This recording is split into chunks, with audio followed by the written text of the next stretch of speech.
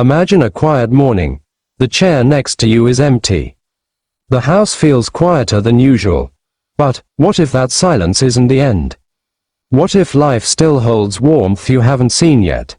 This video isn't about sadness. It's not about tears. This video is about moving on, gently. If your partner leaves first. It doesn't mean the journey ends. The train is still moving.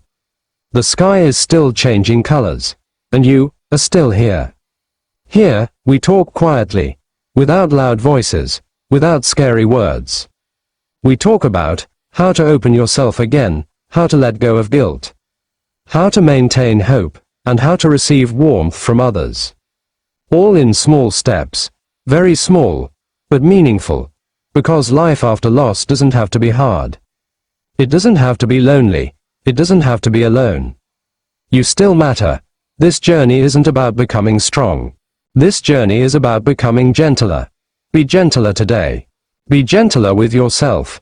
If your heart is learning to breathe again. This place was made for you. Stay here. Listen quietly. And let hope come slowly.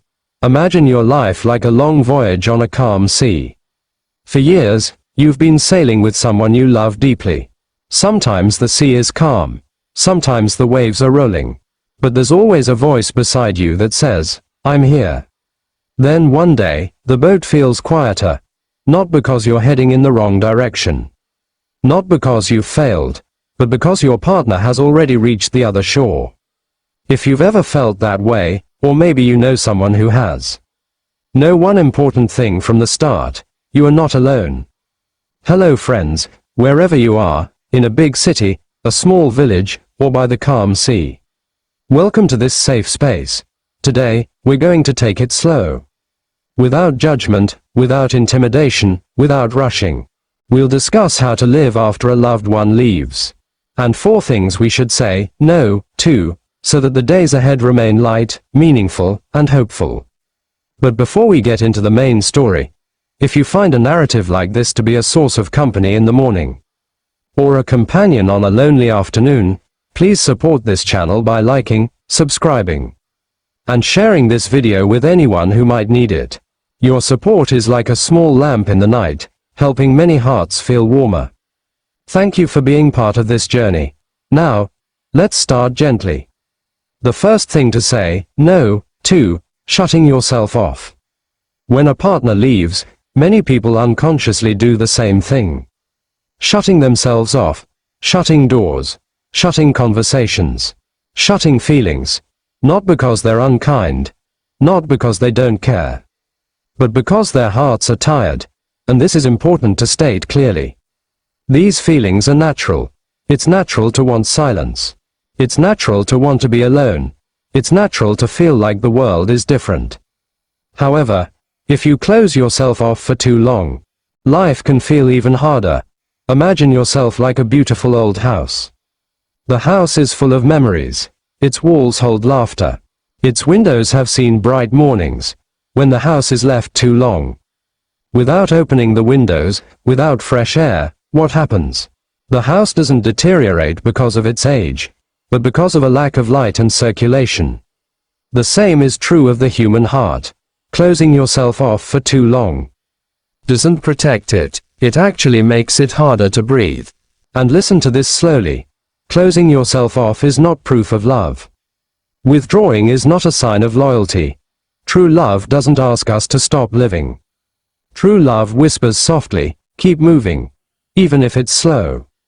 Now let's get one important thing straight. Opening yourself up doesn't mean forgetting. It doesn't mean erasing memories. It doesn't mean changing partners. It doesn't mean betraying the past. Opening yourself up means wanting to greet someone, wanting to hear someone else's story, wanting to sit in the morning sun, wanting to laugh when the little things seem funny. Simple things. So simple. Like opening the curtains just a little. Not to change the house, but to let the light in, and maybe one day you'll laugh, then suddenly stop, because guilt sets in. If that happens, listen carefully. Laughter isn't a sign of forgetting. Laughter isn't a betrayal. Laughter is a sign that your heart is still alive. In fact, Many people who lose a partner say the same thing years later. I wish I had known sooner that opening up wouldn't have made the loss hurt worse. Living after loss doesn't mean you have to be serious all the time. Even the clock on the wall keeps ticking even when the room is silent. And sometimes, life just wants you to smile a little for no reason. If you're not ready to open up today, that's okay too. There's no race, there's no time limit, but remember this one phrase. And treasure it. Solitude chosen for a moment is a break. Solitude maintained for too long can become a burden. Small steps are enough. One step, one smile, one greeting. That's more than enough for today. Today we learn one important lesson. Say no to closing yourself off from the world, not by force. Not at someone else's pace, but with self-love, because life, though it changes form, still holds meaning, and you still have a place in this world. This journey is warmer when shared. Next, we'll discuss an attitude that often emerges without our awareness, an attitude that appears calm on the outside, but can secretly make the heart feel heavier inside. Imagine you're carrying an old suitcase. It doesn't look big. It doesn't make any noise, but every day you carry it everywhere you go. At first, it feels normal, but over time, your shoulders ache. Your steps feel slower. We'll learn why some burdens don't need to be carried. The second thing to say no to, living with constant guilt. After a partner leaves, many people, especially those with a soft heart, begin to ask themselves, was I good enough? Should I have been more patient? Was I missing something? These questions come slowly, but they can linger. And again, it's important to say, these feelings are human. Guilt often arises not because of a major mistake, but because of deep love. However, living in constant guilt is an unnecessary burden. Imagine life like a long book.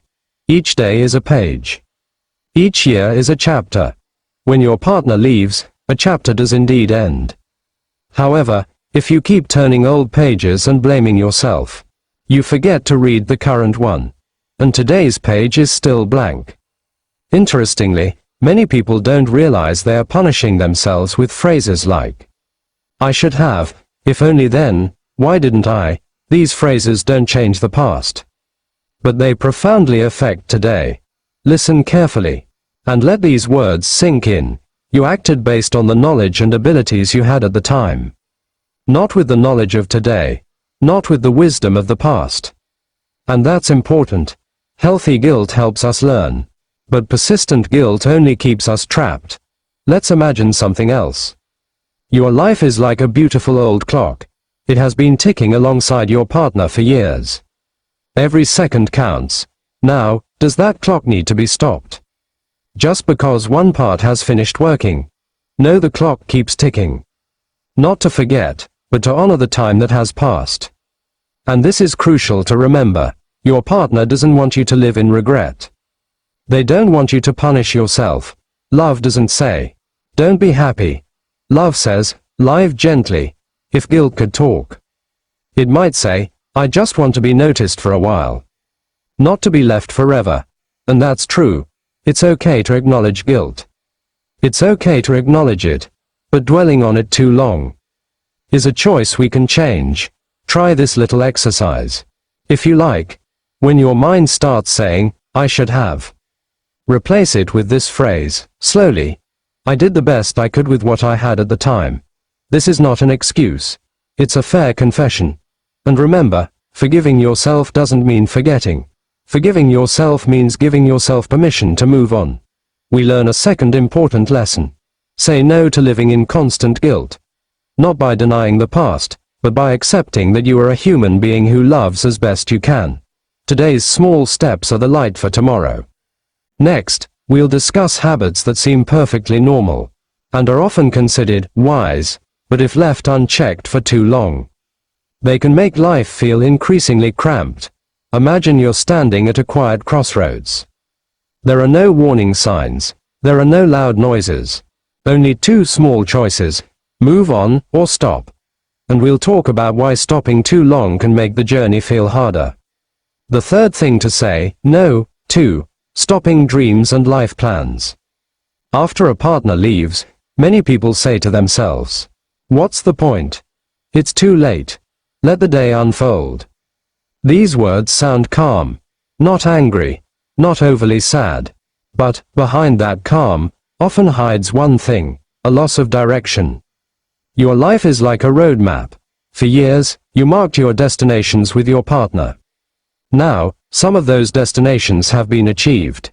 But the map isn't empty. There are still small paths. There are still quiet places. There are still stops that don't require much effort. Stopping a dream isn't a sign of maturity, nor is it a sign of acceptance. Often, it's just a sign of a tired heart, and that's okay. However, if left too long, life can feel like a shrinking space. Listen carefully. Dreams don't have to be big. Plans don't have to be far-reaching. At any age, dreams can be as simple as enjoying the morning without rushing, tending a small plant, learning something new slowly, being a warm listener to others. Those are still dreams. Those are still goals. Imagine life like a sundial. It doesn't move fast. It doesn't make a sound. But as long as the sun rises, its shadow keeps changing. So is your life. As long as you wake up in the morning, as long as you have breath, life is still moving. Many people say, "I'm too old to have plans." In fact, even hot tea is brewed, even if the water isn't boiling. And it still feels soothing. The couple who left first don't want your dreams to stop. They want your dreams to change shape, becoming lighter, softer, more in line with your steps today. Try this simple question, without pressure. What is one small thing I want to enjoy this week? No big answer needed. No perfect answer needed. One small thing is enough to give direction to the day. And remember this: life without plans isn't freedom. Life with small plans is hope. We learn the third lesson. Say no to stopping dreams and life plans. Not with grand ambitions, but with the simple intention to keep moving. Your steps still matter. Your days still have value. Next, we will discuss an attitude that is often considered the noblest, the most polite, and the least troublesome. But it is precisely this attitude that often makes the days feel the loneliest. Imagine you are carrying a small lantern at night. The light is not bright, but it is enough to light your steps. What happens if you hide the lantern, for fear of disturbing others? The night becomes darker, not because the world is cruel, but because the light is not shared. The fourth thing to say, no, to refusing help and support. After a partner leaves, many people say, "I don't want to be a bother. I can do it myself. Other people have their own things to do." These sentences sound strong. They appear independent. They appear mature. But let's be honest and gentle. Behind those words often hides a hidden loneliness. Your life is like a sturdy, old bridge. For years, two people crossed that bridge. Now, one person still stands there. Did the bridge collapse? No, but walking alone, without ever stopping, without ever leaning on something, would feel far more exhausting. Refusing help is not a sign of true strength. True strength is having the courage to say, "I need some company for a while." And this is important to remember. Accepting help doesn't mean being weak. Accepting support doesn't mean being dependent. It means giving others the opportunity to care. Imagine if the world were filled only with people who always said, "I'm fine," even though their hearts were tired. The world would be lonely. If you refuse all help, one day people might stop offering it. Not because they don't care, but because they respect the distance you've put in place. And that distance, if left too long, can turn into a wall. After all, humans were not created to walk alone. Even birds fly in flocks. Even a small fire is warmer when there's another fire nearby. Your partner who left first doesn't want you to handle everything alone. They want you to take phone calls, say, "Thank you," when someone helps you. Share stories, even briefly. It's not a burden. It's a relationship. Try these small, no-pressure steps. If someone says, "Can I help you?" simply say, "Thank you," It means a lot to me. Even if the help is small. And remember this slowly. You are not a burden. Your presence is a gift. We've discussed 4 things we should say no to.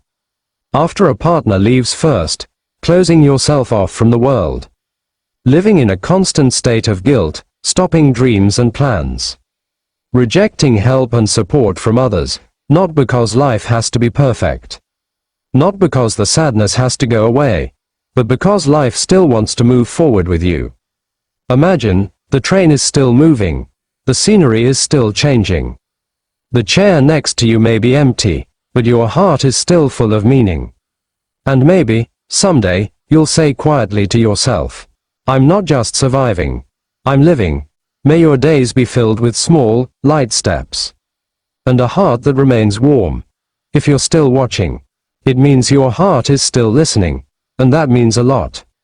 Many people end the video early, but you're still here. That's no coincidence. It's a sign that your life still holds room. For hope, for meaning, for small steps forward. Today, we've walked together. Slowly, without force, without loud voices, we talked about loss. About love that never really goes away, and about life that changes shape. But never loses its value. If there's one simple message you'd like to take home today, let it be this: you still matter. Not because of what you're doing now, not because of how strong you seem, but because you are a human being who has loved with all your heart.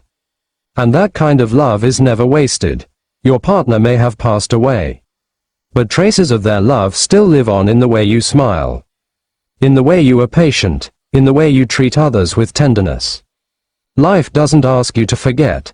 Life only asks you to keep breathing and move forward one step at a time.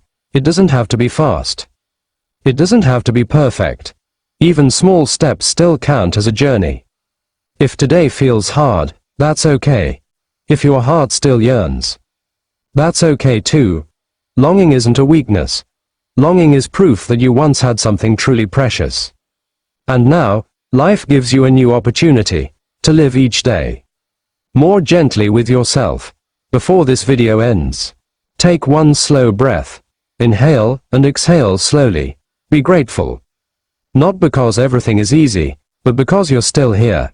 If this video has been a source of comfort to you, soothes your heart, or makes you feel less alone, we cordially invite you to press the like button, share this video with someone you care about.